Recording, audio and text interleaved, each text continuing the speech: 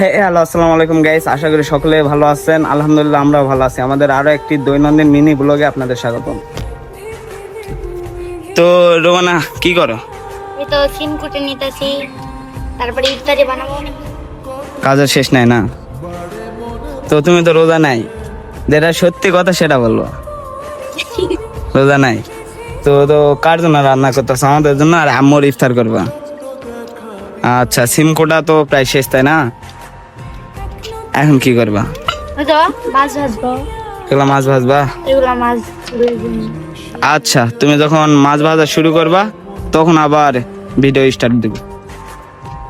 তো এগুলা তো মনে হচ্ছে না দেশি ঝাল। এখন কোনো কিছুই বেশি আচ্ছা, এগুলা ঝাল কুটিচ্ছ, হাত জ্বলবে না তোমার? ছিললেও করার কিছু আছে? না, কিছু তো করার নাই।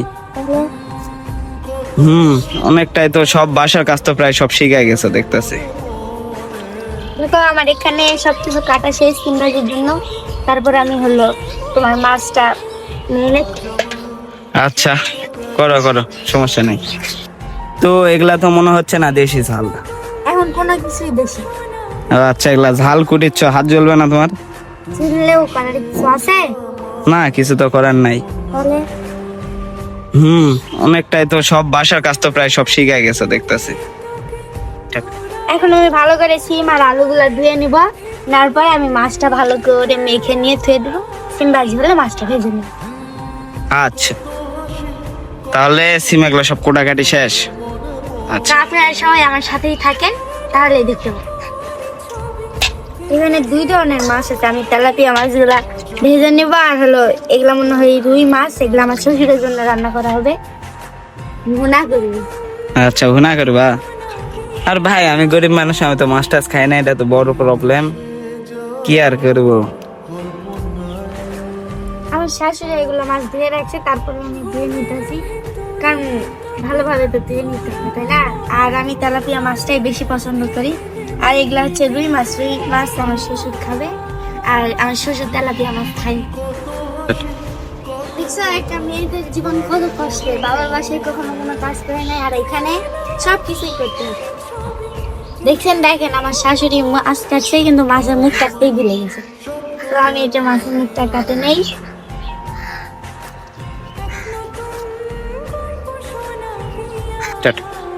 দেখেন গাইস, ঝালগুলা একদম বরফ হয়ে গেছে। আমি এখানে মাছটা মেখে নিব, তো ঝাল আর মশলা একদম বরফ হয়ে গেছে। ফ্রিজে রাখছিলাম মনে হয়। হ্যাঁ, এখন কষ্ট করতেই থাকো।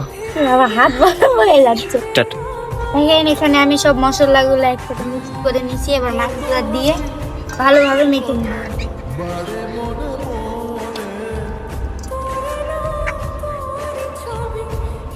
এখানে মাছগুলো ম্যারিনেট করা হয়ে গেলে আমি সিম ভাজি তুলে দিব, তারপরে মাছ ভাজি নিব। তো তোমার কি মাছ মাখে নেওয়া শেষ?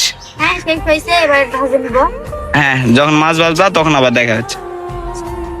তো এখন আমার কপালে পড়ছে পানি ঢোয়ানোর দায়িত্ব। কি আর করার, পানি নিয়ে যায় দিতে। মোটর আছে, বেড়া নাই, হয়ে যাবে। এই নাও, তুমি তোমার পানি চাইছো, পানি এনে দিছি, আমার কাজ শেষ, বুঝতে পারছো? তো এখন কি মাছ তুলে দিবা? হ্যাঁ, একটু তেলটা গরম হোক, তারপর হ্যাঁ, দেখতে আছি তো তেল গরম হয়েছে। জাল ধরাতে যা ভেজাল। তো জাল ধরাতে তো ভেজাল হয়ে গেছে। গ্যাসের চুলা রান্না আর এই মাটির চুলা রান্না এক হবে কি, পাগল? সুবিধা দরকার নেই। মাছগুলো একটু দেখাও তো কিরকম হয়েছে। মাছগুলা তো ভালো হয়েছে, তোমার প্রিয় খাবার বলে কথা। তো তেল গরম করা হয়ে গেছে, এখন আমি মাছগুলো দিয়ে নিয়ে যাই। আচ্ছা, দাও।